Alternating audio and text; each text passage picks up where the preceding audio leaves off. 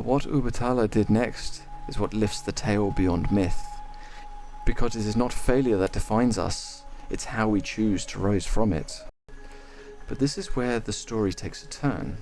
It would have been easy for Obatala to let bitterness take root, to let pride or jealousy grow like thorns around his heart.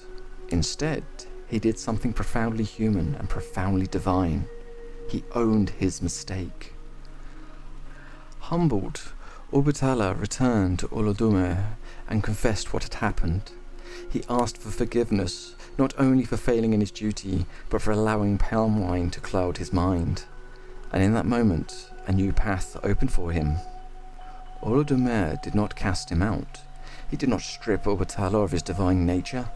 Instead, he granted him a new role, one equally important in shaping the world. If Urua had created the land, then Obatala was to shape that lived upon it.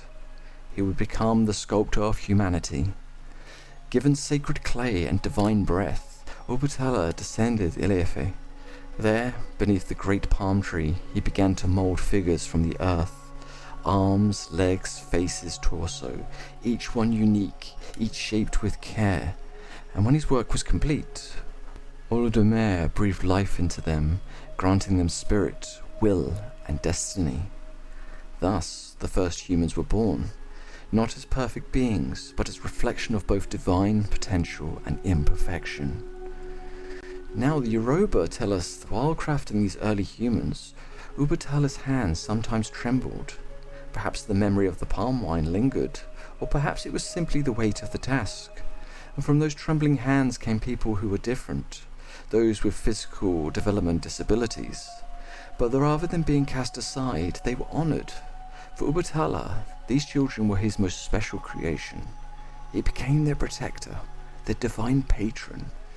Even today, in Yoruba belief, people with disabilities are not seen as a curse, but as especially close to Obatala, a living link between humanity and the divine.